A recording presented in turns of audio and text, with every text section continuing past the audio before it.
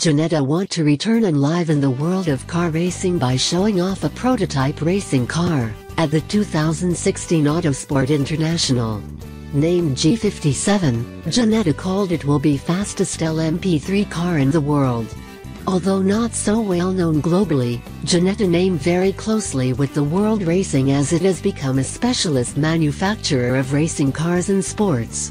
Ginetta also have won Make Race championships. Ginetta G57 is built with a carbon fiber monocoque chassis, crash box carbon and steel roll cage with FIA standard. Ginetta G57 body design is inspired by Le Mans car with a package unlimited aerodynamics to help achieve fastest lap time in its class.